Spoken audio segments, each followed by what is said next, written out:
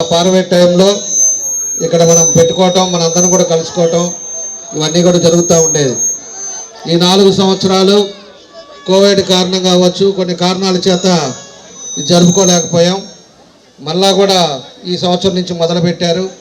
మన కనకారావు ఆధ్వర్యంలో ఈరోజు ఈ డివిజన్లో ఈ విధంగా అందరూ కూడా పండగ సందర్భంగా సంతోషంగా జరుపుకోవడానికి ఈ కార్యక్రమం పెట్టడం కూడా జరిగిందని చెప్పి కూడా మేము తెలియజేస్తా ఉన్నాం. ఈరోజు ఒకసారి మనం గుర్తించుకోవాలి, 14-19లో రామరాజ్యం ఉండింది. ఆ రోజు ఏది కావాలన్నా కూడా ప్రజలకు ఇబ్బంది లేకుండా చంద్రబాబు నాయుడు గారి నాయకత్వంలో పూర్తిగా అభివృద్ధి కార్యక్రమాలు, అనేక కార్యక్రమాలు కూడా ఈ డివిజన్లో చేశాం.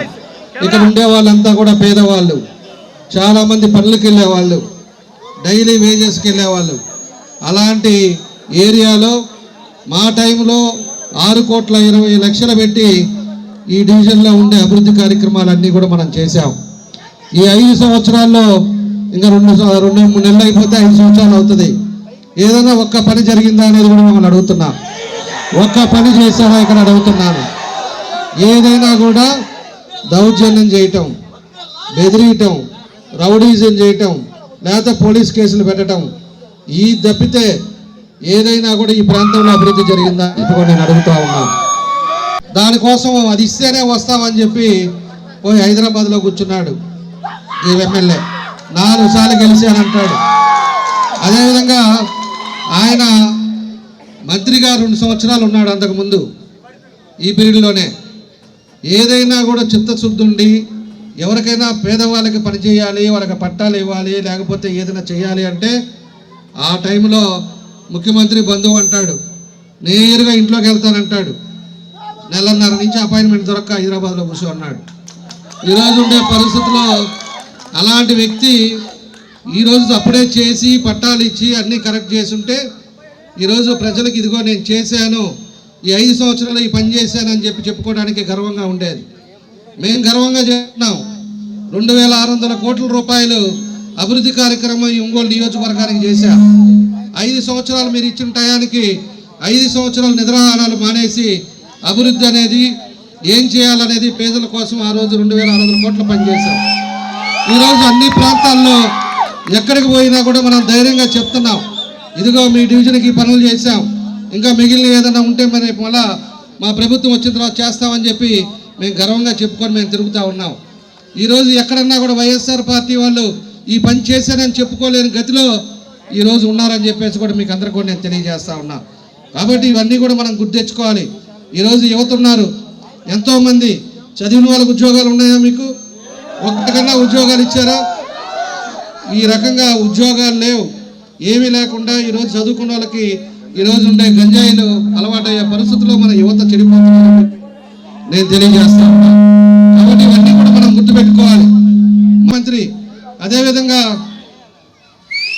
16 నెలలు జైల్లో ఉండి 16 కేసుల్లో ఉండే ముద్దాయి, అలాంటి అతను ఒక్క అవకాశం అని చెప్తే 151 సీట్లు ఇచ్చారు. మన జనమంతా కూడా నమ్మి ఏదో రాజశేఖర రెడ్డి మాదిరి చేస్తాడు, ఇవన్నీ చూద్దామని చెప్పేసి ఇచ్చారు అవకాశం.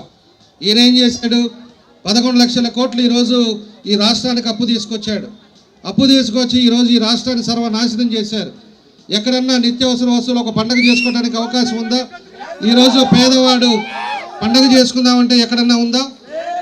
ఎక్కడ కూడా అన్నీ కూడా నిత్యావసర వస్తువులు, గ్యాస్ రేట్లు, పెట్రోల్ రేట్లు, డీజిల్ రేట్లు, కరెంట్ రేట్లు, ఒకటన్నా లాస్ట్కి చెత్త ముఖ్యమంత్రి, చెత్త పన్ను కూడా వేసే ఎక్కడా లేని ముఖ్యమంత్రి ఎవడన్నా ఉన్నాడు అంటే ఈ ముఖ్యమంత్రి అని చెప్పి కూడా నేను తెలియజేస్తా ఉన్నా. కాబట్టి ఇలాగా వ్యవస్థ ఇలాగ అయిపోయింది. 25 సంవత్సరాలు వెనకపోయాం. ఇవన్నీ కూడా మీరు గుర్తుపెట్టుకోండి. అవతల ఇంకా చాలా కార్యక్రమాలు ఉన్నాయి. నేను మళ్ళా వస్తాం, తప్పకుండా మీ అందరినీ కూడా కలుస్తాం. ఈరోజు ఈ సైకో ముఖ్యమంత్రి ప్రవర్తన వల్ల, సైకో మంత్రి నియంత్రణ వల్ల, ఒక ఫ్యాక్షనిస్ట్ పరిపాలన వల్ల ఈరోజు మన జనసేన అధ్యక్షులు పవన్ కళ్యాణ్ గారు కూడా ఈరోజు తెలుగుదేశానికి మద్దతుగా ఇచ్చి, తెలుగుదేశంతో చంద్రబాబు నాయుడు గారు ఇద్దరు కలిసి ఈరోజు ఏమైనా ఇలాంటి ప్రభుత్వం పోవాలి, ఇలాంటి రాక్షసుడి పాలన పోవాలి, ప్రజలు ఇబ్బందులు పడుతున్నారని ఇద్దరూ కంకణం కట్టుకొని ఈరోజు రేపు ఎలక్షన్లో ఇద్దరు కలిసి దిగే పరిస్థితులు ఈరోజు ఉన్నాయని చెప్పి కూడా మేము తెలియజేస్తున్నాం. కాబట్టి ఇలాంటివన్నీ కూడా మీరు అర్థం చేసుకొని తప్పకుండా కూడా ప్రతి ఒక్కరు రేపు రాబోయే రోజుల్లో ఒక సమర్థవంతమైన నాయకుడు రావాలి. సమర్థవంతమైన నాయకుడు పరిపాలన వస్తేనే ఈ రాష్ట్రం బాగుపడుతుంది. చంద్రబాబు నాయుడు గారు మళ్ళా వస్తేనే ఈ రాష్ట్రం బాగుపడుతుంది అని చెప్పి కూడా మీకు ఈ సందర్భంగా మీ అందరికీ కూడా నేను తెలియజేస్తూ, మీ అందరికి కూడా పేరు పేరున నా నమస్కారాలు తెలియజేస్తూ, మీ అందరికీ సంక్రాంతి శుభాకాంక్షలు. నెక్స్ట్ మళ్ళా ఇదే డయాస్కి తెలుగుదేశం ప్రభుత్వంలో మళ్ళా మేము వస్తాం. ఖచ్చితంగా అధికారం ఉంటుంది. మన జనసేన, మన పవన్ కళ్యాణ్ గారు, మేము అందరం కలిసి మళ్ళా మన ఈ పార్లమెంట్కి వస్తామని చెప్పి కూడా మీ అందరికి కూడా తెలియజేస్తూ, మీ అందరికీ పేరు పేరున నా నమస్కారాలు తెలియజేస్తూ సెలవు